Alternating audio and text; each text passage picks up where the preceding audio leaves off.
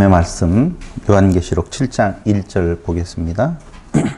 이 일 후에 내가 네 천사가 땅 네 모퉁이 위에 선 것을 보니 땅의 사방에 바람을 붙잡아 바람으로 하여금 땅에나 바다에나 각종 나무에 불지 못하게 하더라. 또 봄에 다른 천사가 살아계신 하나님의 인을 가지고 해 돋는 데로부터 올라와서 땅과 바다를 해롭게 할 권세를 받은 네 천사를 향하여 큰 소리로 외쳐 이르되 우리가 우리 하나님의 종들의 이마에 인치기까지 땅이나 바다나 나무들을 해하지 말라 하더라. 내가 인침을 받은 자의 수를 들으니 이스라엘 자손의 각 지파 중에 인침을 받은 자들이 14만 4천이다. 지난 시간 우리는 14만 4천에 대해서 간략하게 살펴보았습니다. 7장 3절에 보면 하나님의 종들이라고 나오고 있지요. 14장 1절에 보면 이마에 하나님과 어린 양의 이름이 새겨진 표를 가진 자라고도 나와 있습니다. 14만 4천, 그 다음에 흰 물이 보통 이야기 많이들 하죠. 이 내용에 대해서 시시비비도 많고 여러 가지 이론들이 많아서 14만 4천만 따로 떼어서 살펴볼 필요가 있어서 이번 시간은 14만 4천에 대해서 집중적으로 살펴보려고 합니다. 아마 14만 4천에 대한 마지막 이야기가 되어지지 않을까 생각을 해봅니다. 우리가 14만 4천에 대해서 생각해 보기 전에 하나 간과해버릴 수 있는 것들이 있습니다. 그게 뭐냐 하면 성경의 전체적인 주제를 보면 많은 신학자들이 이야기한 것처럼 구원론에 대한 내용이 아주 주를 이루고 있다는 것을 아실 겁니다. 물론 성경의 주제가 구원, 구속에 대한 이야기냐 아니면 하나님 나라냐 아니면 언약사냐 제가 여러분들에게 말씀드리고 있는 창조사냐라고 하는 건 차치하고라도 어느 것이 옳으냐 그걸 말하려고 하는 것이 아니라 어떤 주제로 성경을 보든지 간에 그 성경에 대한 내용에 있어서만큼은 구원이라고 하는 구속에 대한 문제를 빼놓을 수가 없다는 겁니다. 그러니까 성경을 공부하는 사람들이 요한복음에서 이야기한 것처럼 너희가 영생을 얻을까 하고 성경을 상고한다 라고 하는 전제가 있지 않습니까? 그럼 영생, 구원, 구속에 대한 내용이 주를 이루어 갔어요. 가다가 갑자기 14만 4천이라고 하는 곳에 사람들의 시선과 관심이 꽂혀버린다는 것이죠. 왜 그러냐 이거죠. 사실 미리 말씀을 하고 간다라고 보면 이것도 인간들의 악한 성품이다 이렇게 봐셔야 돼요. 고악성이라고 보셔야 돼요. 그러니까 구원이라고 하는 것은 보편적인 구원에 대해서 이야기를 하는데 갑자기 그곳에서 그 은혜에 대한 내용을 뒤로 해버리고 제사장 그룹, 특별히 14만 4천 속에 들어가고 싶다라고 하는 경쟁 쪽으로 가버린다 이거죠. 성경은 절대 인간으로서는 어떠한 구원에 이르는 길에 하나도 도움이 될 수 있는 존재가 아니라고 하는데 어느 날 갑자기 구원을 떠나서 이제는 내가 제사장 그룹에 들어가야 되느냐 왕의 그룹에 들어가야 되느냐 왜냐하면 왕 같은 제사장이라고 이야기할 때는 모든 성도들에 대한 내용을 이야기를 하는 건데 그 중에서 또 분리된 제사장 그룹에 14만 4천을 이야기한다? 이건 분명히 모순이 있다는 것을 전제하고 가야 된다는 거예요. 그걸 간과하다 보니까 14만 4천이 모든 성도들을 말하는 거냐 아니면 특별한 어떤 존재들을 말하는 거냐에 같이 함몰되어서 그 논쟁에 휘둘려 버리게 되어진다 그 말이죠. 아니에요 전혀. 14만 4천을 따로 두어서 다른 개별 계층으로 둔다라고 하는 것은 문제가 있는 출발점이 되어진다라고 생각하셔야 돼요. 그래서 14만 4천을 우리가 생각하려면 성경이 구원에 대해서 무엇라고 말하는지를 보셔야 될 필요가 있다는 것이지요. 우리는 구약 성경을 통하여서 그 구원이라고 하는 것이 이스라엘이라고 하는 히브리 민족을 애굽에서 출애굽을 시킬 때에 문 지방에 피를 바른 자들이라고 하는 것을 기억하고 있어요. 문 지방에 바른 피에 의해서 이스라엘이 구원함을 받게 되어진다. 분명히 그렇게 출애굽기 12장에 나와 있단 말입니다. 에스겔서 9장에 보면은요, 우상 숭배자에게 닥칠 잔혹한 심판에서 죽임당하지 않도록 도장을 받아야 한다는 소수의 의인의 내용이 나오거든요. 에스겔서 9장에 보면. 그럼 출애굽기 12장과 에스겔서 9장을 같이 믹싱해서 본다면 그건 우상 숭배자에게 닥칠 잔혹한 심판에서 죽임당하지 않도록 도장을 받는 소수는 출애굽기 12장에서 말하고 있는 바로 문지방의 바른 피에 의해서 구원받은 자들이라고 보셔야 된다 그 말입니다. 자, 이게 왜 중요한 건가? 어린 양의 피 예수 그리스도의 피에 의해서 구원을 받는 자라고 보면 그 존재들은 본인들 스스로의 의가 전혀 없다는 것이 전제되어져 있고 하나님의 절대적인 은혜에 의해서 구원받은 자들이라 그 말입니다. 그럼 그들이 이제 출애굽을 했어요. 나왔단 말이에요. 나왔었을 때 광야를 가게 되어지면 그들 가운데에서 지도자를 뽑는단 말이에요. 지도자들을 뽑잖아요. 그럼 지도자들인 모세, 여호수아, 기타의 족장들, 그들이 그 이스라엘 다른 백성들보다 높은 자리에 있었던 건가? 아니라는 거예요. 사도들도 마찬가지로 자기들을 높이려고 하는 자들에게 있어서 왜 나를 바라보느냐, 그리스도를 바라봐야 된다라고 분명하게 결론 내려주고 있는 모습을 우리는 볼 수 있어요. 그럼 생각을 해보세요. 모세나 아론도 가나안 땅에 들어가지 못하고 광야에서 죽게 되어지는 걸 볼 수 있단 말이에요. 만약에 모세나 아론이나 지도자들이 특별한 계층에 의해서 지금 어떤 이들이 말하고 있는 14만 4천의 특별한 지도층 계급에 있다라고 보면 그들은 당연히 어디에 들어가야 돼요? 가나안 땅에 들어가야 되고 천국이라고 하는 것에 입성을 해야 되고 그것에서 높은 자리에 차지해서 그 흰무리들 그리고 그 많은 사람들을 다스리는 자라는 자리에 앉게 되어진다라고 하는 건데 성경 전체적인 내용으로 두고 보았었을 때에 이건 스스로를 높이는 스스로가 또 다시 신의 자리에 앉게 되어지는 어불성설, 말 되지 아니하는 말들을 지금 하고 있는 것이라 그 말입니다. 그래서 성경이 말하고 있는 요한복음에서 우리가 영생을 얻을까 하고 성경을 상고한다라고 하는 그 영생에 대한 구원은 사도행전 2장 21절에서 누구든지 주의 이름을 부르는 자라고 정의 내리고 있어요. 두 번째 사도행전 2장 47절에서는 구원받는 사람을 날마다 더하게 하신다라고 이야기할 때에 이미 구원받는 자가 있고 구원받는 자를 날마다 더해가게 하신다라고 하는 부분이 있어요. 그러니까 14만 4천이라고 하는 부분에 대한 내용, 이 내용은 어떤 성격을 가진 존재이냐를 먼저 말하기 전에, 결론 내리기 전에 구원받은 자에 대한 이야기를 성경이 뭐라고 말하는지를 우리가 살펴볼 필요가 있다는 거죠. 사도행전 13장 47절에는요, 땅 끝까지 구원하게 하리라 라고 하는 말씀이 있죠. 그럼 땅 끝까지로 구원이 이루어진다. 14만 4천은 제사장 그룹이고 그리고 흰무리들이 땅끝에서 몰려온다. 그들은 흰무리에 속한다. 왜 갑자기 14만 4천이 튀어나왔는지는 모르겠어요. 제사장 그룹이라고 하는 의미로 튀어나왔는지는 모르겠어요.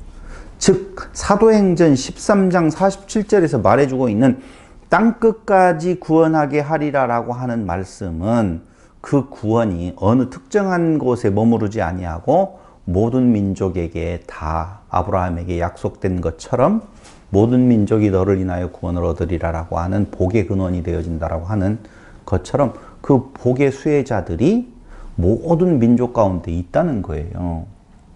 그렇게 보셔야 돼요. 구원이 우선 14만 4천은 생각하지 않으셔도 돼요. 구원받은 자를 이야기하니까. 사도행전 16장 31절에서는 구원은 이 주 예수를 믿는 것이라고 말하고 있고 로마서 1장 16절에서는 믿는 자, 유대인과 헬라인에게 동일하게 역시 로마서 11장 25절로 26절에서도 같은 이야기를 하고 있고요. 그 구원은 5장 9절에 보면 로마서 예수의 피로 되어졌다라고 말하고 또 로마서 10장 9절에 보면 예수를 주로 시인하며 예수의 부활을 믿으면 구원함을 얻는다고 말하고 있고 로마서 10장 13절에는 주의 이름을 부르는 자라고 말하고 있고 고린도전서 3장 15절에서는 그것이 불 가운데, 고린도후서 1장 6절에서는 고난 가운데서 이루어진다라고 말하고 있어요. 왜 이 말씀을 드리냐면요. 이 말을 잘 기억하고 있어야 될 것은 14만 4천이라는 숫자를 들어요. 들었다가 보니까 흰무리들이 많이 셀 수 없는 흰무리가 있다라고 그렇게 7장에서 이야기를 하고 있단 말이에요. 그런데 그 7장에서 이야기하고 있는 흰무리들을 보니까 그건 고난이라고 하는 내용이 들어가더라고 말입니다. 그럼 지금 구원에 대해서 이야기하는 그 내용은 이 내용으로 보아서는 흰물이라고 하는 곳에 맞는 존재들이에요. 맞는 존재들이에요. 지금 제가 구원에 대해서 몇 구절들을 읽어봤는데 그 구원에 해당되어지는 사람이 14만 4천으로 특정되어지는 느낌은 못 받았잖아요. 전혀 못 받았어요. 그럼 무엇은 받아요? 고난, 환난, 그리고 무엇 불 가운데라고 하는 개념은 있어요. 성경을 보면 믿음으로, 그 다음에 땅끝까지 이르러, 그 다음 유대인과 헬라인에게 예수의 피로 이야기를 할 때에 그 안에 들어간 자들이 그냥 꽃가마 타고 가는 것이 아니라 고난 가운데에서 불 가운데에서 구원함이 있다라고 하는 내용들이 들어오는 걸로 보면 우선 7장에 나타나는 14만 4천하고 흰무리하고 놓고 보았을 때 두 부류가 따로 있다라고 보면 지금 구원함을 받은 자들은 14만 4천이에요? 흰무리에 해당되어져요? 흰무리에 해당되어지더라 라고 하는 거예요. 이해됐죠? 무슨 말을 하려고 하는지 조금 감이 갈 거예요. 중간에서 한번 짚고 넘어간다라고 보면 성경의 주된 관심이 구원인데 그 구원함에 이르는 내용들을 다 살펴보면 7장에 나와 있는 14만 4천 쪽보다는 흰무리 쪽에 굳이 나누어 놓고 본다면 흰무리 쪽에 해당되어지더라 라고 하는 거예요. 근데 그렇게 흰무리 쪽에 해당되어지는 이야기를 쭉 하다가 갑자기 계시록 7장과 14장에서 14만 4천이 한 번, 두 번 나오면서 갑자기 이 사람이 엄청나게 중요한 것처럼 왜 갑자기 성경이 변하겠느냐. 그럴 수 없다는 거예요. 느닷없이 14만 4천이 나와서 그동안에 성경이 전체적으로 구원에 대한 흰무리에 대한 내용으로 이야기를 하다가 14만 4천이 엄청나게 중요하다? 그것도 네가 뭔가 어디에 특별하게 소속되어 있어야 된다든가 무슨 일을 해야 된다든가 이런 식으로 전체적인 구원의 흐름을 반대로 돌릴 일은 없다는 것이죠. 그걸 염두에 두고 지금 들어보셔라 그 말이에요. 그러면서 고린도전서 3장 15절과 고린도후서 1장 6절에 불 가운데에서 고난 가운데서라고 말하면서 에베소서 2장 5절에 보면 그것이 은혜로 되어졌다라고 말하고 디모데후서 1장 9절, 디도서 3장 5절에서도 은혜라고 하는 이야기를 합니다. 디모데전서 2장 4절에서 보면요, 모든 사람이 구원받기를 원하신다라고 나와 있어요. 하나님은.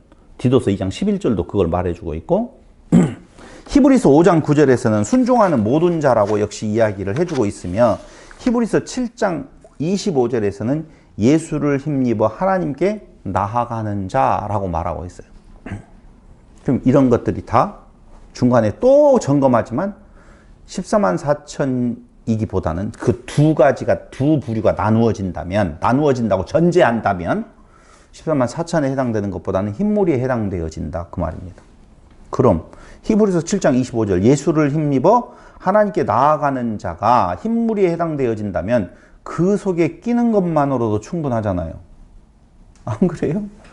그러니까요. 그건 무슨 충분한데 14만 4천에 또 다른 부류의 계급을 놓아두고 그쪽으로 옮겨가고 싶다라고 말하는 것은 자기 주제를 잃어버린, 거꾸로 보면 문제 있는 상태에 있다는 것이죠. 계시록 7장 10절 보좌에 앉으신 이와 어린 양에게 있다. 뭐가? 구원이. 계시록 19장 1절에 보면 구원과 영광과 능력이 우리 하나님께 있다라고 이야기를 하고 있어요. 모든 영광이 다 하나님께 있는데 구원도 하나님께 있어요. 그 하나님께 있는 구원함에 들은 흰무리이면 족하지. 다른 계급으로 올라가서 그들을 다스리는 왕과 제사장의 위치에 앉겠다라고 하는 것은 도대체 양심이 있는 이야기냐 하는 거예요. 절대적으로 14만 4천이라고 하는 다른 부류를 하나님이 염두에 두고 가만히 계시다가 계시록에 와서 갑자기 두 번 인구를 계수하는데 14만 4천과 14만 4천이겠느냐 하는 거예요. 제가 방금 뭐라고 이야기했냐면 인구를 두 번 계수한다는 말을 싹 쓰잖아요. 어디에서 배웠어요? 민수기에서 배웠어요. 저기 가서 배운 것이 아니라 민수기에서 배웠단 말이에요. 민수기에서. 민수기에서도 60만이 나와요. 첫 번째 계수된 사람은 하나님의 사람이 아닌가요? 하나님의 사람이에요. 두 번째 계수된 사람도 하나님의 사람이에요. 단지 옛사람이에요. 여기에는 새로운 사람이고. 두 번째 계수할 때는 그게 뭐라고 그랬어요? 성전, 대적들과 싸우기 위한 거라고 그랬잖아요. 당연한 거예요. 그러니까 이 14만 4천과 요한계시록의 7장 14만 4천과 14장에 나오고 있는 14만 4천이 동일한 존재인데 동일하지 않아요. 말을 잘못했어요. 동일하지 않은데 동일한 존재예요. 분명히 성격상 다른 부분이 있는데 동일한 존재라 그 말입니다. 새로운 피조물이라 그렇게 보셔야 된다 그 말이죠. 갑자기 건너뛰었기 때문에 너무 황당할 수 있으니 조금 더 논지를 진행시키면서 말씀을 드리도록 하겠습니다. 두 번째 생각해 봐야 될 것이 있다라고 보면 구원은 한마디로 말하면 이렇게 말을 하면 한마디로 말을 하고 어렵죠. 구원은 뭐라고 그랬어요? 정의 하나. 이거 나올 수도 있는데 구원은 선물이라고 하는 이야기는 했죠. 구원은 은혜죠. 선물이고요. 말고 미안해요. 너무 어렵게 질문을 해서요. 단어 한 10개 더 나올 수 있어요. 하나됨이에요. 오직 구원은 그리스도 외에는 없다고 그랬잖아요. 그리스도 하나 되는 것이 구원이라고 말했잖아요. 에베소서에서 뭐라고 말한다고요? 아나 케팔라이오 말이 통일되게 하려 하심이라 라고 말씀을 드렸잖아요. 그렇죠? 에베소서 4장 3절, 4장 15절로 16절에 보시면 그런 내용들 잘 나와 있어요. 찾아볼까요? 에베소서 1장 10절.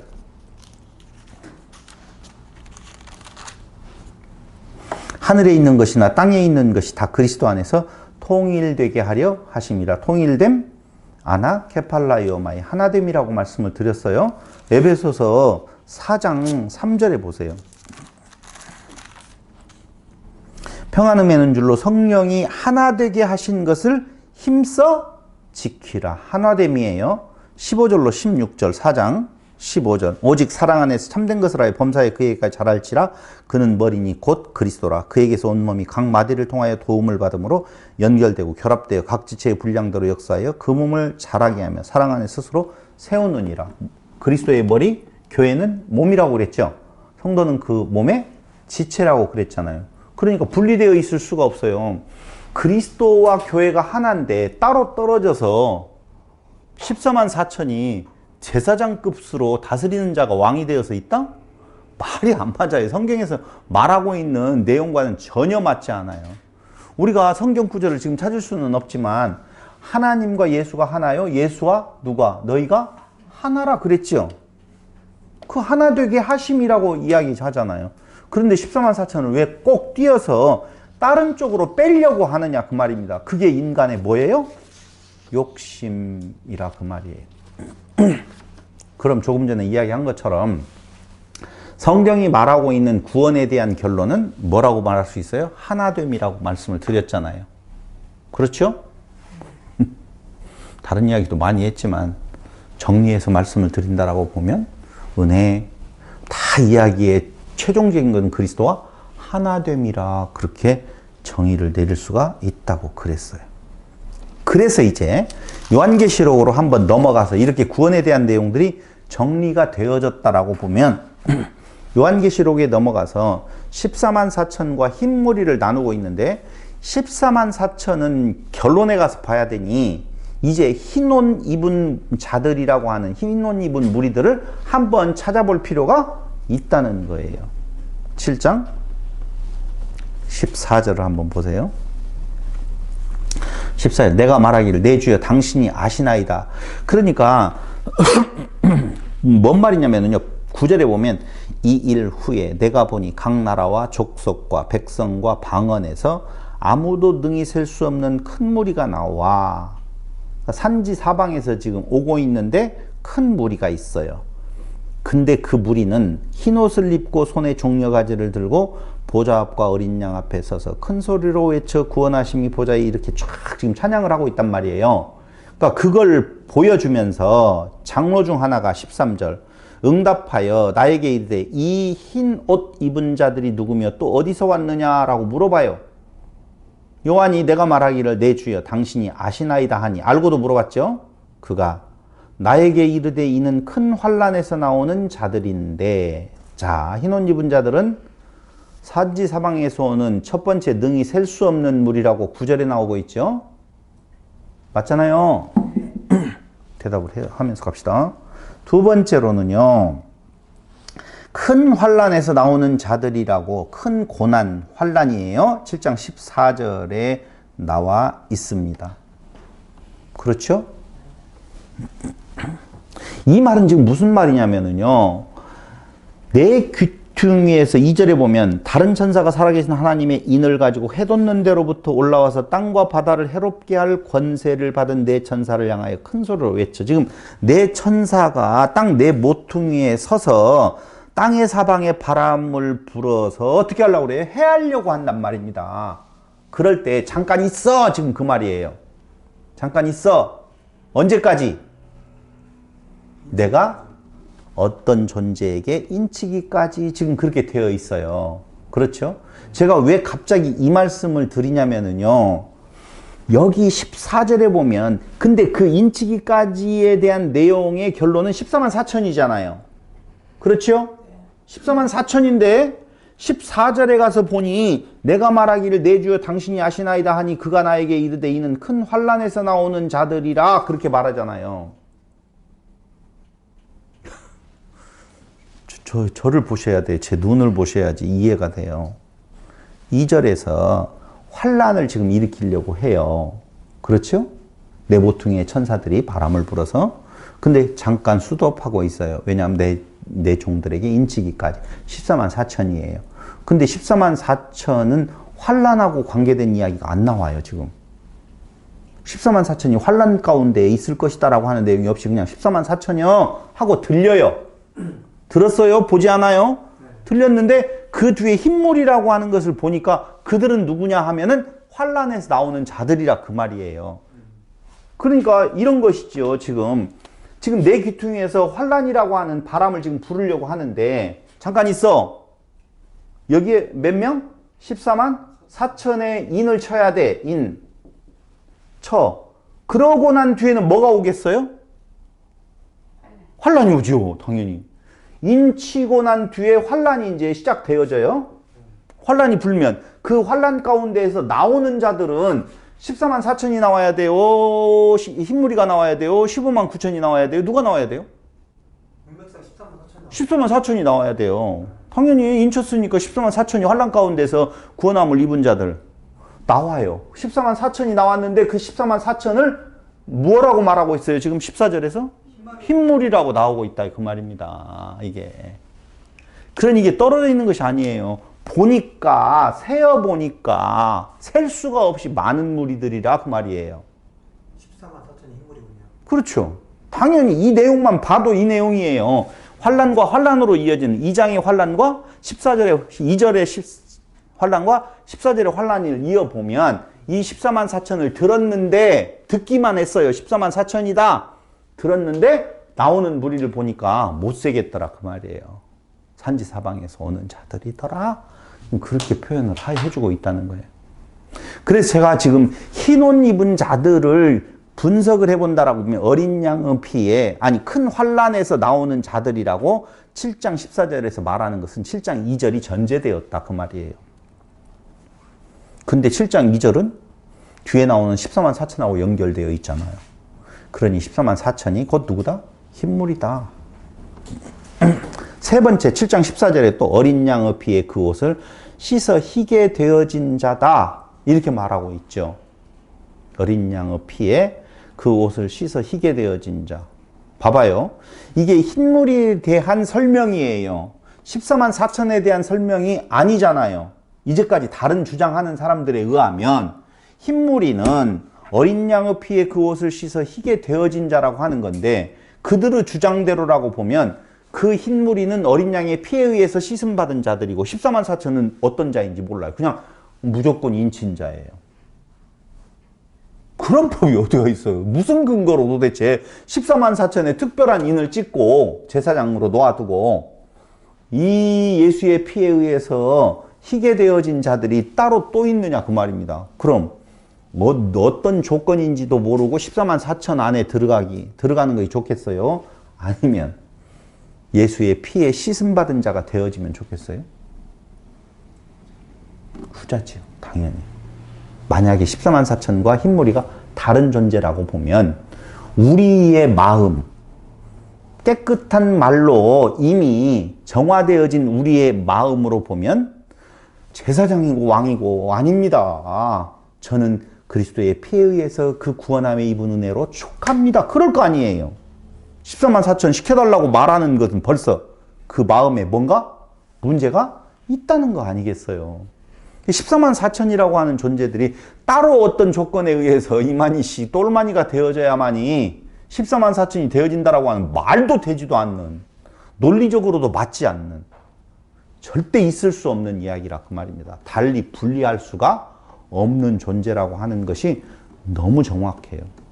더더군다나 어린 양의 피에 그 옷을 씻어 희게 되어진다라고 하는데 그 흰 옷은 성경에서 세마포라고 이야기하잖아요.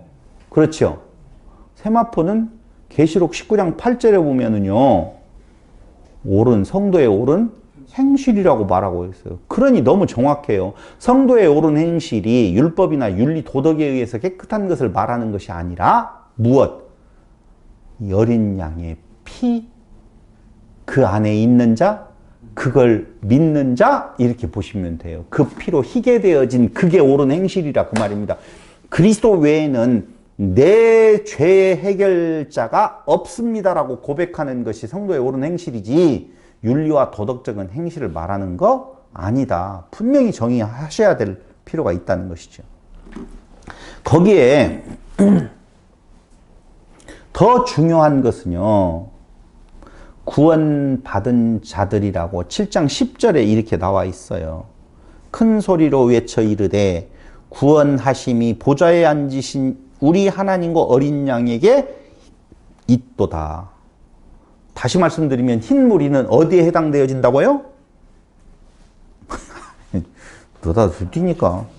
9절에 보면 내가 보니 각 나라와 족속에 이 흰 옷을 입고 손에 종려가지를 들고 보좌 앞에 보좌 앞과 어린 양 앞에 서서 큰 소리로 외쳐 이르되, 그들이 외친단 말이에요.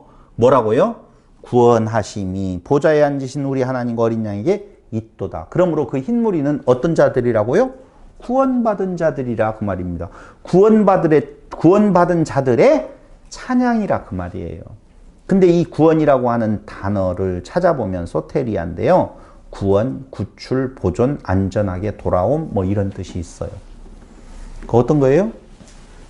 출애굽, 애굽에서 구원, 구출, 안전하게 돌아옴, 보존, 시키심, 그런 의미라고요. 그럼 생각을 해보세요. 그것으로 됐잖아요. 이스라엘은 하나지, 모세가 특별히 더 훌륭한 존재고 아론이 더 훌륭한 존재고 여호수아가 더 훌륭한 존재가 아니라고 하는 거 너무 정확하다 그 말이에요. 다른 존재 없어요. 오직 머리는 그리스도밖에는 없단 말입니다. 그런데 왜 갑자기 14만 4천이라고 하는 제사장 왕이라고 하는 존재를 따로 뽑냐 이거죠. 성경은 분명히 그 구원함에 이른 모든 자들을 다 왕 같은 제사장이라고, 다, 모두 다 14만 4천의 일반적인 숫자가 아니라 셀 수 없는 무리들 다, 그렇기 때문에 앞에 14만 4천도 구원받은 셀 수 없는 무리로 상징적인 수로 보아야 된다. 아니, 정확히 상징적인 숫자다. 그 말입니다. 한마디로 말을 하면은요, 능히 셀 수 없는 큰 무리는요, 이스라엘의 정체성, 그러니까 구약에서는 육적 이스라엘이고, 신약에서는 영적 이스라엘인데, 이스라엘의 정체성을 나타내는 풍부한 상징을 사용해 혈통과 관계없이 메시아를 통해 구원받은 새로운 하나님의 백성에 속한 이들을 나타내는 숫자 14만 4천이에요. 그러면 왜 14만 4천인가는 조금 후에 말씀을 드리도록 하겠습니다. 14만 4천 볼 때요. 그 다음에 네 번째는요, 흰 옷 입은 자들을 뭐라고 이야기하는, 다섯 번째죠. 뭐라고 표현하고 있냐? 줄이지도 목마르지도 아니하게 되어진다고 말하고 있어요. 7장 16절 보세요. 거기 나오죠. 그들이 다시는 줄이지도 아니하며 목마르지도 아니하고 해나 아무 뜨거운 기운에 상하지도 아니한다 나와 있는데요. 요 비슷한 줄이지도 아니하고 목마르지도 아니한다는 것이 구원함하고 같이 연결되어져 있는 요한복음 6장 35절에 나와 있어요. 6장 35절에 이렇게 나와 있죠. 예수께서 이르시되 나는 생명의 떡이니 내게 오는 자는 결코 줄이지 아니할 터이요 나를 믿는 자는 영원히 목마르지 아니하리라. 이렇게 나와 있잖아요. 그러니까 흰 옷 입은 자들은 분명히 어떤 자들이다? 구원받은 자들이다라고 분명히 있죠. 오는 자, 믿는 자, 구원자라고 하는 것, 그들을 목마르지도 줄이지도 아니하게 되어진다고 말하고 있다면 요한계시록 7장 지금 몇 절이었어요? 금방 16절에 나와 있는 내용, 흰물이 특징하고 똑같다라고 하는 것이죠. 그러면서 요한복음 10장 선한 목자의 왕의 역할, 시편 23편 하나님의 역할이 그 역할이라고 말하고 있어요. 그럼 그 선한 목자 되신 그분 안에서 줄이지도 아니하고 목마르지도 아니한 존재로서의 구원함에 들어간 자가 되고 싶어요. 알지도 잘 모르는, 이건 잘못된 자들이 말하고 있는 14만 4천에 들어가고 싶어요? 아니, 이 정도 구원이면 줄이지도 아니하고 목마르지도 아니한데 다른 어떤 것을 탐할 이유가 뭐가 있어요? 그걸 탐하려면 이렇게 하라고 하는 전제가 깔리잖아요. 또 이게 헷갈리지요. 지금 누가 이 말을 했느냐 하면은 이단이라고 말할 수 있는 자들이 14만 4천이 특별한 존재라고 따로 놓고 말한다라고 보면, 그 따로 놓고 있는 자들이 되기 위해서는 이렇게 노력하라고 이야기를 하거든요. 14만 4천에 들어가기 위해서. 그럼 우리에게 그런다라고 보면 됐어요. 나는 줄이지도 아니고 목마르지도 아니할 그리스도의 품 안의 구원으로 시작 만족합니다. 그러고 14만 4천에 안 가면 되잖아요. 관심이 그냥 없을 것 같아요. 관심도 없어요. 14만 4천이 뭐가 됐든 간에. 아니, 사랑하는 자의 품 안에서 줄이지도 아니하고 목마르지도 아니한 상태로 있는데 거기에 다시 14만 4천에 도전해 볼래? 그런다면 난 괜찮은데요, 주님 한 분만으로 만족하옵니다 하고 살아갈 것 같은데, 왜 14만 4천이 되기 위해서 알지도 못하는 일들, 끝도 없는 일들, 경쟁에 휘말리는 일들 왜 가려고 하느냐 이거예요. 말이 될지 안 될지는 모르겠지만 내가 지금 우리 경기대학교잖아요. 경기대에 지금 들어가서 그냥 잘 다니고 있어요. 근데 네가 더 노력을 하면 서울대학교 들어갈 수 있다라고 했었을 때 여기에서 충분히 만족하면은 서울대학교 들어가기 위해서 그 또 다른 그 고생을 하겠느냐 그 말이에요. 물론 경기대학교가 별로 안 좋아서 내가 지금 불평이 많다. 그러면 서울대를 가야 될 일들을 또 해야 될 거 아니에요. 근데 그리스도의 경기대하고는 다른, 그리스도의 품 안에서 줄이지도 목마르지도 아니하고 그분과 하나됨 상태로 있는데, 그것이 무엇이다면, 불만이라면 가야 될 거 아니에요. 서울대학교 경기대가 불만이라면. 그럼 불만이 있는 거네. 14만 4천을 꿈꾸는 것은 불만이 있다는 거예요. 그리스도 구원에 만족하지 못한다는 거예요. 이게 논리적으로 전혀 맞지 않는 내용이에요. 14만 4천이 다른 사람으로, 다른 부류로 둔다면 안 맞는 이야기. 그런데 계시록 21장 4절에 보세요. 그냥 그 구원함에 흰무리 안에 들어가는 것이 어떤 상태에 있는 것이라고 말하면 21장 4절. 모든 눈물을 그 눈에서 닦아주시니 다시는 사망이 없고 애통하는 것이나 고가는 것이나 아픈 것이 다시 있지 아니하리니 처음 것들이 다 지나갔습니다. 14만 4천이에요? 흰물이에요? 흰물이죠, 당연히. 14만 4천만 이도 아니, 이거 새 예루살렘이 내려오는데 그건 14만 4천이 아니잖아요. 구원받은 모든 자를 말하는 거잖아요. 그렇죠?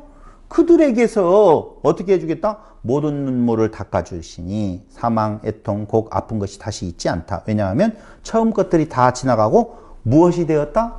새로운 피조물이 되었기 때문이다. 그 말이에요. 한마디로 말하면.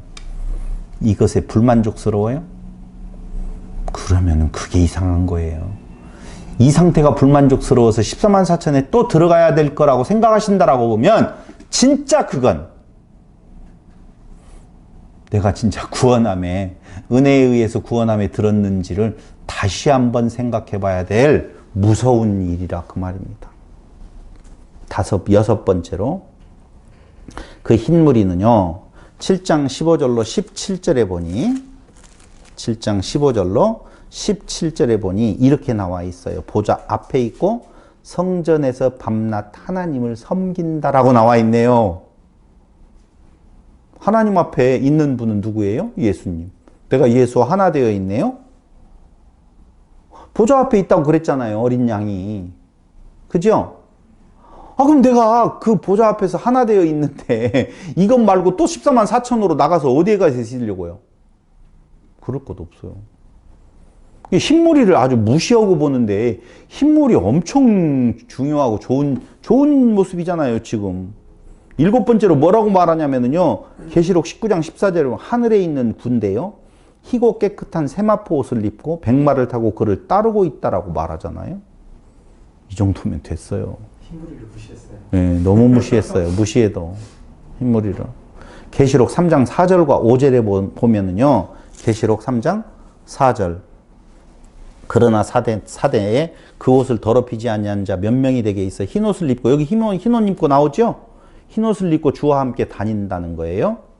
그리고 흰 옷을 입은 자는 이기는 자라고 말하고 있고 생명책에서 결코 지우지 아니하신다라고 말하고 있고 그 이름을 아버지 앞에서 시인하겠다고 말하고 있단 말이에요. 됐잖아요. 이 정도면 세마포 입는 흰물이. 아홉 번째 계시록 4장 4절에 보니 또 보좌에 둘려 24보좌들이 있고 그 보좌들 위에 24장로들이 흰 옷을 입고 머리에 금관을 쓰고 있다. 그럼 여기 장로들 있고 14만 4천 있고 흰무리가 있단 말이에요. 그러면 14만 4천보다는 장로가 높네요? 뭐야 또 왜 장로들 되기는 원하지 않아? 24장로 되어야 될 거 아니에요. 14만 4천 가서 또 다시 24장로 중에 하나 끼어야 될 거 아니에요. 24장로는 임원들 아니에요? 그러니까 머리 아프잖아요. 또 다시 계급 사회가 됐네요. 그러니까요. 말도 되지도 않아요. 근데 장로들도 뭘 입었다고 말해요? 흰 옷 입었다고 말하잖아요. 같은 자예요, 지금. 계시록 19장 8절에 세마포 성도의 옳은 행실이라고 그랬죠? 옳은 행실. 뭐라고 그랬어요? 그리스도의 피로 씻김 받은 자. 그렇게 나와 있잖아요. 그 자면 됐죠. 그리스도의 피로 씻김 받았으면 됐지. 아니, 지가 왕인 줄 착각하는 자 사울. 팽당했잖아요. 맞아요. 14만 4천 되고자 한다라고 팽당해야 되지요. 당연히.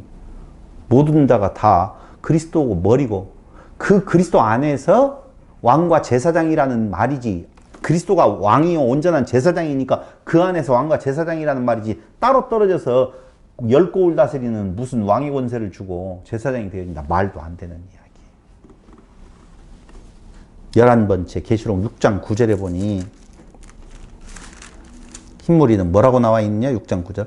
다섯째 인을 떼실 때에 내가 보니 하나님의 말씀과 그들이 가진 증거로 말미암아 죽임을 당한 영혼들이 제단 아래에 있어 라고 나오잖아요. 그죠? 순교자들이에요. 어느 때 근데 그거 왜 제가 그걸 순교자라고 보냐면요. 11절에 보면은요. 각각 그들에게 흰 두루마기를 주시며 이르시되 나오잖아요. 그죠? 그러니까 순교자들이에요. 두루마리. 그럼 역으로 14만 4천이 이만희 씨의 똘마니들이라고 보면 거기 어디 순교자가 어디 나와 있어요? 누가 죽었어요?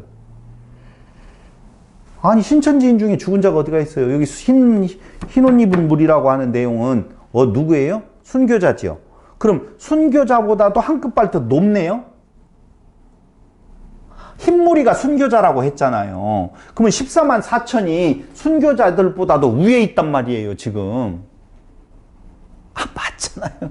그러니까 뭐라고 이야기하느냐? 그 순교자들의 영혼이 지금 14만 4천 위에 내려온대요. 신인 하빌이에요, 그게. 아니야, 저를 보시면서 저하고 아이 컨택을 하셔야 돼요. 그들이 뭐라고 말하냐면요. 지금 순교자의 영혼이 14만 4천이 하늘에 있는데 그 하늘에서 그 영들이 와요. 그러니까 예수의 영은 누구에게? 이마니하고 신인 하빌. 14만 4천의 순교자들은 14만 4천의 땅에 있는 자들과 합의를 이룬다는 거예요. 안 죽고 이 땅 위에서 14만 4천이 말이나 돼요? 그 순교자들은 그 14만 4천이라고 말하지 아니하고 여기서 보니 뭐라고 말하고 있어요? 흰 옷 입은 무리라고 말한다 그 말이에요. 그러면 흰 옷 입은 많은 무리 속에 해당되어지지 어찌 14만 4천이겠느냐. 안 맞다 지금 그 말이에요. 그러면서 12번째 계시록 3장 4절 3장 4절 5절 18절 계시록 4장 4절 7장 9절 7장 13절로 14절에 보면 흰 두루마리를 주신다라고 되어져 있고 계시록 6장 17절에 능히 셀 수 없는 자라고 흰 무리에 대해서 정의를 내려주고 있다는 것입니다. 그것까지 아시겠죠?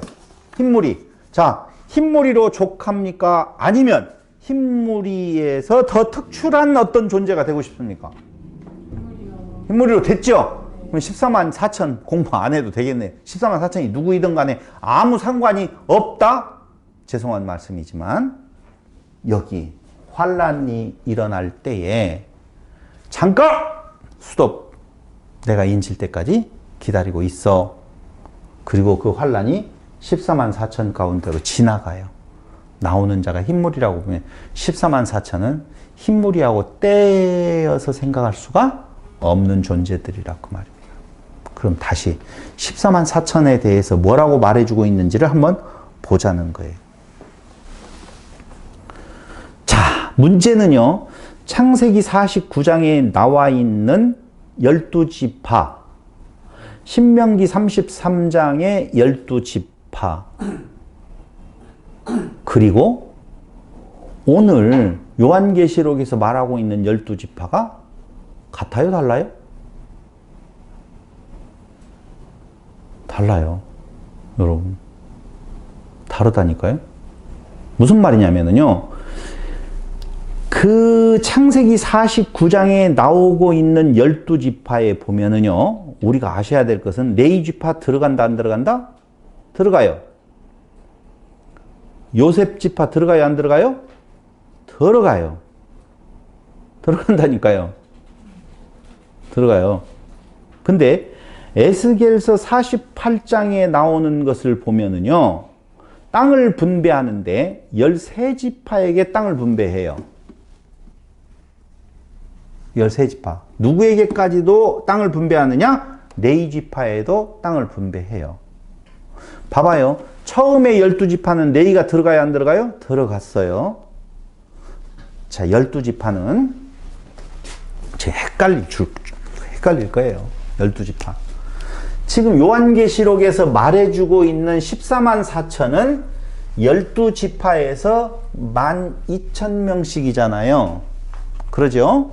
그럼 12지파예요. 12지파. 12지파. 처음에 성경에서 말해주고 있는 12지파의 개념은 창세기 49장에 나오는데 12지파의 개념은 야곱의 아들이에요. 그렇죠? 야곱의 아들 12명. 12지파예요. 그런데 나중에 가서 이게 바뀌어지네요. 어떻게 바뀌어지느냐 하면은 요셉에게서 에브라임과 므낫세가 나오면서 그렇죠? 그럼 몇 지파가 되어져요? 13. 거짓말하지 마요. 14이 되어져요. 아들 12 플러스 므낫세와 누구요? 에브라임. 에브라임이면 14지파가 됐네요. 그렇죠. 이걸 12지파로 맞추려면은 빼기 무엇을 해야 돼요? 요셉. 요셉도 빼야 되고 무엇도 빼야 되고 레이. 레이도 빼야 돼요. 그럼 12지파가 맞겠죠. 근데 계시록 7장에 보면은요.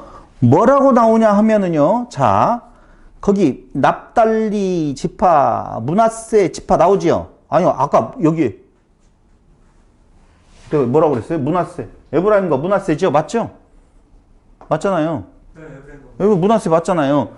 근데 여기에 므낫세가 들어가요? 안 들어가요? 문화센 들어가. 들어갔잖아요. 에브라임이 안 들어가. 지금 계시록에 보면 계시록 7장에 왜 12지파를 보면 므낫세 들어가네요. 요셉 들어가요? 안 들어가요? 들어가요. 들어가네요. 레이 들어가요? 안 들어가요? 레이 안 들어가요. 레이 없어요? 있어요? 없어요. 아셀, 유다, 갓, 아셀, 납달리, 므낫세, 시몬, 레이 지파 있잖아요. 왜 없다고 그래요? 레이가 있나? 레이 있잖아요. 네. 에브라임 들어가요? 안 들어가요? 에브라임 없어. 아, 없어요. 그 이게 헷갈리는 것이 요셉이 들어가려면은 누가 빠져야 돼요? 므낫세가 빠져야 돼요. 네. 그렇잖아요. 거기 아무리 봐봐야 의미 없어요. 네. 아까 12명에는 므낫세와 에브라임이 빠져 있다고 그랬잖아요. 그러니까 여기 12명을 맞추기 위해서 레이가 들어가 있었잖아요. 처음에는. 네. 근데 여기 레이가 들어갔고 요셉도 들어갔으니 여기에 있는 므낫세는 빠져야지 맞아요. 그렇죠. 근데 왜 므낫세가 들어가 있어요?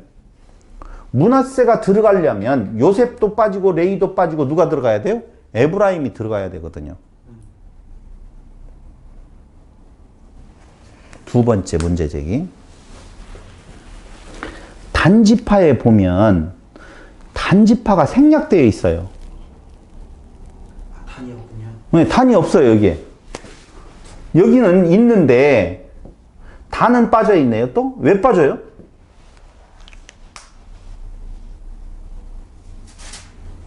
이것도 안 맞아요.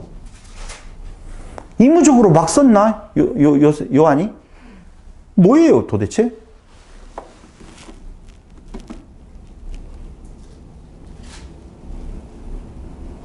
그러니까 14아들 중에서 레이만 뺀다면 13지파가 되어지는데 그런데 12지파라고 하고 성경에서 말하고 있는 이스라엘을 말할 때는 항상 무슨 지파로 말해요? 12지파라고 이야기를 계속적으로 지금 하고 있다 그 말입니다. 그럼 뭐냐 이거죠. 이게 여기에서 단지파가 생략된 걸 먼저 말씀을 드릴게요.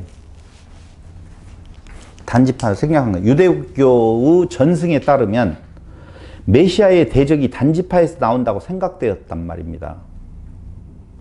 유대교의 전승에 따라보면 내려오는 이야기에 따르면 메시아의 대적이 누구에게서 나온다? 단지파에서 나온다라고 전승이 있어요. 그래서 그걸 빼요. 지금 누가 기록했다고요? 요한이 기록했잖아요. 여기에서 단지파를 빼고 났더니 어떻게 되어져요? 안 맞잖아요. 그렇죠. 하나를 넣어야 될 거 아니에요. 그래서 누가 들어가요? 그래 레이가 므낫세가 들어가는 거예요. 여기를 생각을 해요. 처음에 12아들 있죠? 네. 12아들이 있죠? 네. 레이까지 다 들어간 12아들이에요. 이걸 기준으로 봐야 된다니까. 요한계시록에서 말하고 있는 것은 12아들 중에서 단이 빠지고 뭐가 들어가요? 므낫세가 들어간단 말이에요.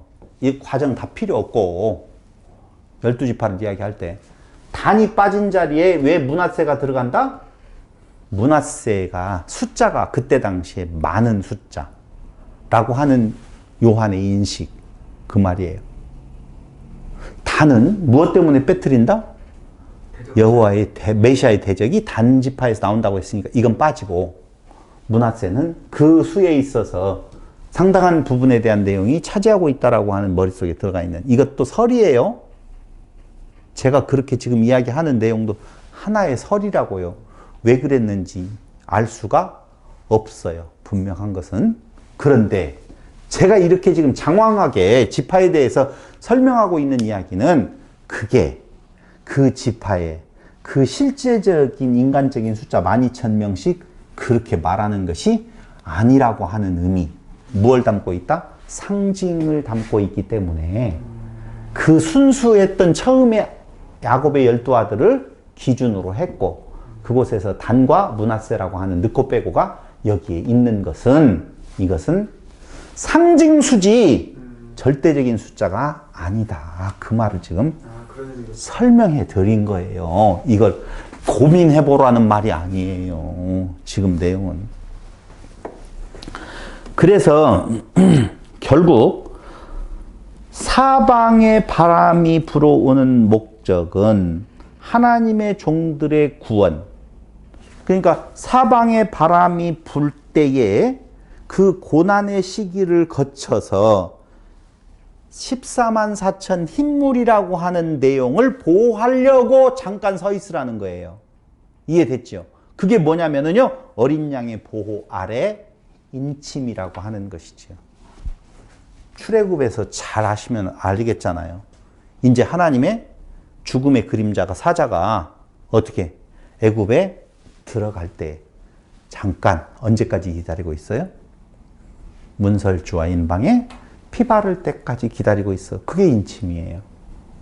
그때에는 특별하게 14만 4천이 아니라 어디 아래에 있는 자들? 하나님의 구원함에 백성에 들어가 있는 자들을 다 살리시는 그 핏뿌림 구원자라 그 말입니다. 그걸 몇 명입니까? 그랬더니 14만 4천이다 라고 소리가 난다니까요. 어떻게 14만 4천입니까? 지파에서 12,000명씩이야. 12,000명. 어떻게 12,000명씩 이렇게 딱 떨어져요? 실질적인 숫자를 계수했던 민수기에서는 숫자가 떨어져요? 안 떨어져요? 안 떨어져요. 들쭉날쭉해요. 많고 적고 그래요. 그 다음에 다시 재수할 때도 똑같아요? 틀려요? 달라요. 달랐어요. 근데 요한계시록에서 7장에서 14만 4천하고 14장에서 14만 4천이 똑같잖아요. 왜요? 상징수이기 때문에 그렇다. 지금 그 말이에요. 그럼 왜 14만 4천일까요? 왜 그래요? 12 곱하기 12 곱하기 1000이면 14만 4천이죠. 그렇죠? 12지파의 12사도라고 이야기하고 신구약의 모든 성도들을 지금 이야기를 하는 건데요. 여기에서 한 가지. 그럼 12는 왜 나오냐? 12는 3과 4의 곱하기죠. 3은 하늘의 숫자, 4는 땅의 숫자. 그러니까 하늘과 땅의 숫자. 지금 이야기하는 것은 하늘에 있는 일과 땅에 있는 일을 같이 이야기를 할 때 땅 아래에 있는 모든 자들의 구원받은 자의 총수를 말하는 것이다 라고 하는 거예요. 14만 4천의 의미는. 그런데 그냥 소리로 들려줘요. 14만. 지파에 12,000, 12,000, 12,000, 12,000. 이거 몰라도 돼요.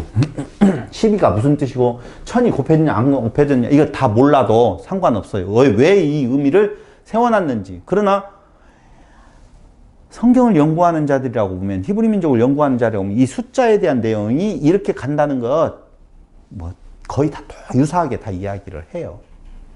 중요한 것은 그 14만 4천이라고 하는 개념은 흰무리하고 같은 존재고 흰무리는 구원함을 받은 존재로서 구원받은 모든 성도들을 가리키는 숫자가 14만 4천이라 그 말이죠. 자, 두 번째가 유다가 장자의 자리에 있다는 거예요. 여기 보세요.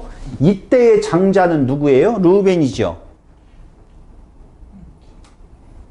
이스라엘의 야곱의 아들 중에 장자는 르우벤인데 여기에서는 지금 유다가 장자의 자리에 있다니까요. 그럼 왜 그러느냐? 계시록 5장 5절에 유다의 사자 메시아에 의해 새로워진 하나님의 백성임을 시사하는 거예요. 계시록 5장 알죠?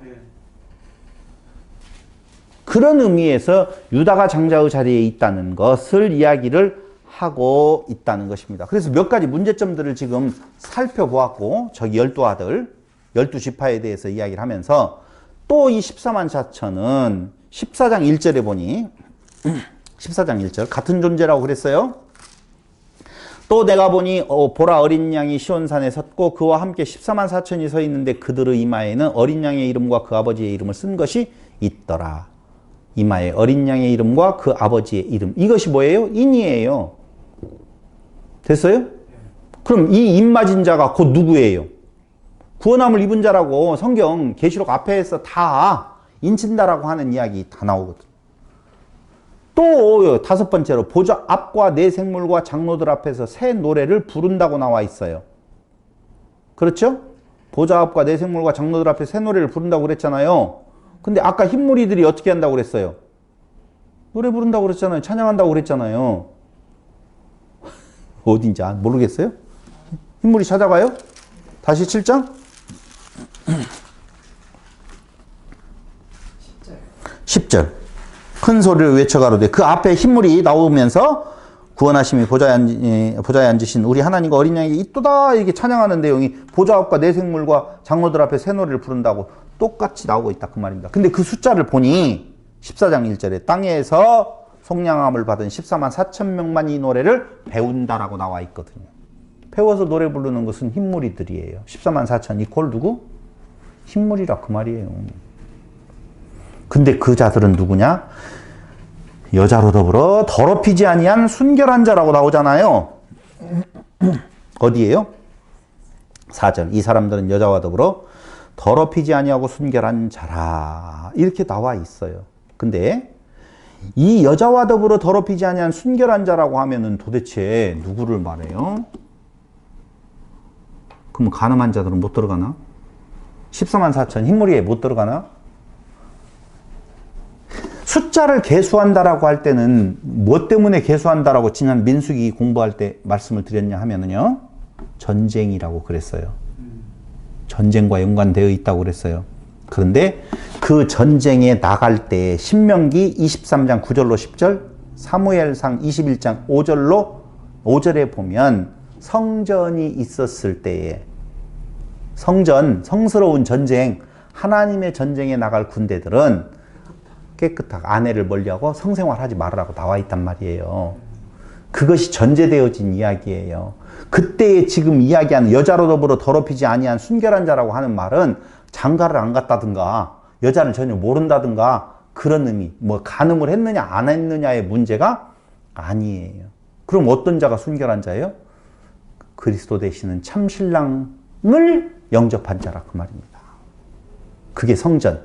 지금 14장에서는 뭔 내용을 말하고 있는 거예요? 두 번째 계수로서 대적과 싸울 성도들의 입장에서는 그리스도 외에 진짜 신랑 외에는 다른 신랑 가진 자는 돼요? 안 돼요? 안 돼요. 왜?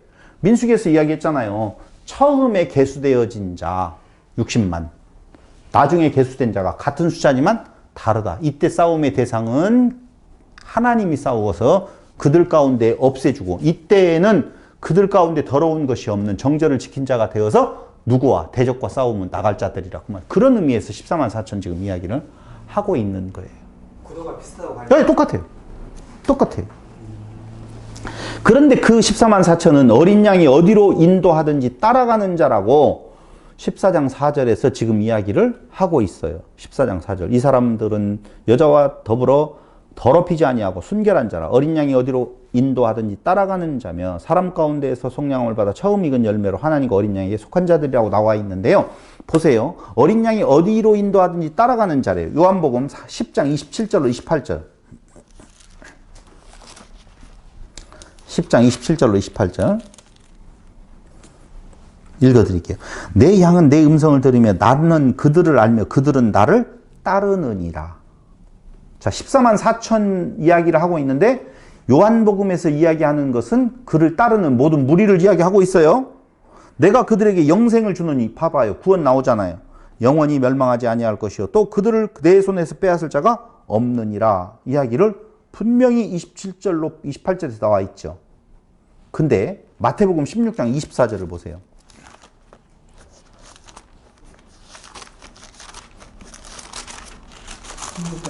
24절. 이에 예수께서 제자들에게 이르시되 누구든지 나를 따라오려거든 자기를 부인하고 자기 십자가를 지고 나를 따를 것이니라. 자기 십자가를 지고 따라오래요. 그럼 여기 또 보세요. 아까도 이야기했잖아요. 피에 씻음 받은 자라고 흰물이 같은 존재들이에요. 14만 4천에 한정되어서 특별한 존재라고 보면 그들은 역시 어디에? 자기 십자가를 지고 따라가야, 누가 졌어요? 누가? 그 십자가를. 인간에 무슨 의가 있어요? 그럴 수 없어요. 절대적으로. 여기 참 중요한 내용이 마태복음 10장 38절, 이거 한 번 더 보고 오늘은 조금 길어지더라도 마저 정리해버려야 됩니다.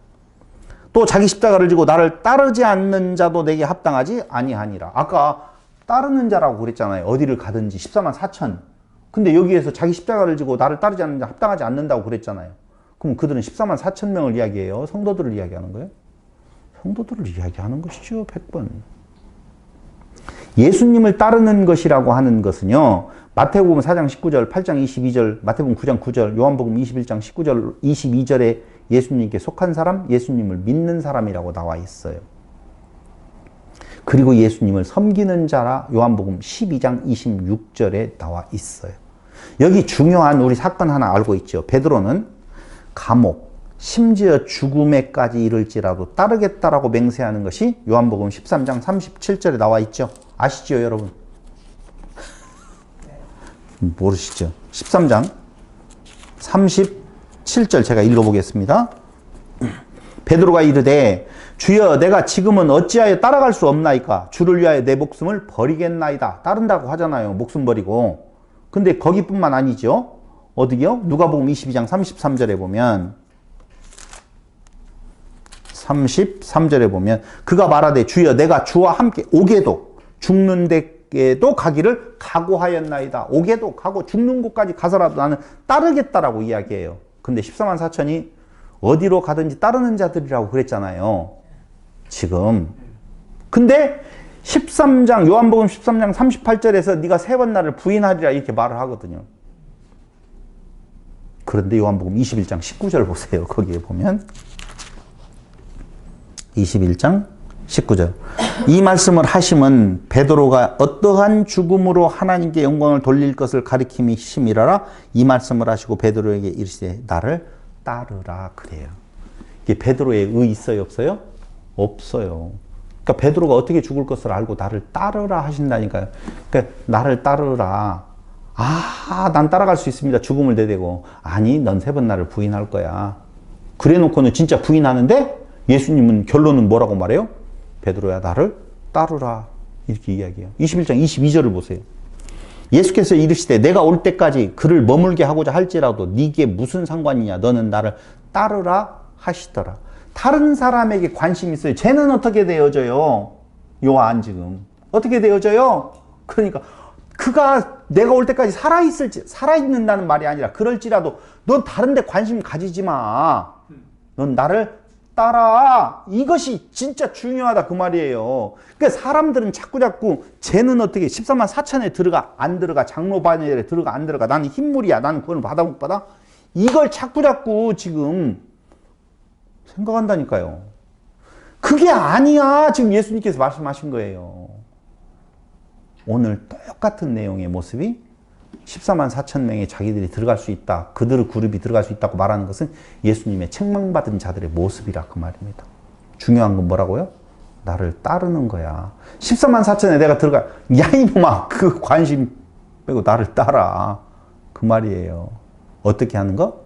십자가를 지고 그게 뭐예요? 자기를 부인이에요. 자기를 부인하는 자들이 어떻게 14만 4천에 들어가냐 안 들어가냐라고 하는 것에 관심을 갖겠느냐 그 말입니다. 아니에요. 그 이단들이라든가 잘못된 성경 해석학자들이 말하고 있는 그 14만 4천의 개념은 특출한 어떤 존재들이 아니라 하나님의 구원받은 흰 옷 입은 무리들하고 똑같은 존재들을 지금 들었고 그 다음에 무엇하는 거예요? 세어보는데 셀 수 없이 많은 무리들이다. 그런 의미. 하늘과 땅에 하나님의 선택한 백성들이라고 하는 것입니다. 14장 4절에서 사람 가운데에서 속량함을 받은 처음 익은 열매로 하나님과 어린 양에 속한 자들이다. 이렇게 나오잖아요. 여기 중요한 단어 나왔죠? 결정적인 단서가 하나 나왔는데요. 14만 4천이 특정한 부류가 아니라고 하는 말은 14만 4천은 뭐라고 나와 있어요? 처음 익은 열매라고 나와 있잖아요. 그러죠? 처음 익은 열매 있으면 나중 익은 열매 있어요, 없어요? 있는 거예요. 처음 익은 열매로 대별해서 하나님의 택한 백성들 다. 그럼 나중에 계속 그 열매가 맺어져요, 안 맺어져요? 맺어지게 되어 있다고요. 나중에 14장 4절. 이 사람들은 여자와 더불어 더럽히지 아니하고 순결한 자라. 어린 양이 어디로 인도하든지 따라가는 자며 사람 가운데 속량함을 받아 처음 익은 열매로 하나님과 어린 양에게 속한 자들이니 그 입에 거짓말이 없고 흠이 없는 자들이라. 처음 익은 열매로서. 그러니까 이건 어떤 대표적인 상징성을 가지고 있는 구원함을 받은 흰무리의 총칭을 말하는 것이지 14만 4천만 따로 특별한 자리에 있는 존재들이라고 말하는 거 아니다라고 하는 거예요. 결론적으로 말씀 나오고 있는 내용 한 가지를 더 보면 그 입에 거짓말이 없고 흠이 없는 자들이라고 14장 5절에 나와 있어요. 거짓말 뭐라고 그랬어요? 예수 그리스도를 부인하는 것이 거짓말이라고요. 그거 외에 다른 일들을 해야만이 된다고. 14만 4천에 들어가려면 이렇게 해야 된다고 말하는 것이 다 거짓말이에요. 그러니 그 14만 4천은 따로 있는 것이 아니라 하나님의 택함받은 흰무리, 모든 성도들을 말하는 것으로서 흠이 없다. 말씀드렸죠? 흠 있어요, 없어요? 있는데 없다고 그래요. 그리스도가 흠 없는 존재로서 그 안에 지체로 있었을 때 흠 없는 자들이에요. 그럼 14만 4천만? 아니에요. 그 흠 없는 것으로 그렇게 표면적으로 말한 14만 4천이 자기들이 말하는 대로라고 하면 흠 없어야 돼요. 근데 흠이 없어요? 맨날 거짓말하면서. 그건 또 괜찮대요? 말도 되지도 않는 이야기예요. 그 아전인수격의 해석이죠. 오늘 14만 4천 흰무리, 구원받은 성도. 성경에서 말하고 있는 구원, 그 다음에 흰무리, 14만 4천 모두 다 동일한 하나님의 성도들이라고 하는 것을 말해주면서 오늘은 말씀 마치도록 하겠습니다. 기도드리겠습니다. 고마우신 아버지 하나님, 오늘 하나님의 은혜로 많이 하나님의 그 구원함에 이르러서 그리스도의 지체로서의 소망이 있음을 다시 한번 확인해 봅니다. 어리석게도 그 구원함에 만족하지 아니하고 또 다른 높은 자리에 올라가려고 하는 사단의 괴계에서 우리를 구원하여 주시기를 예수님의 이름으로 기도드립니다. 아멘.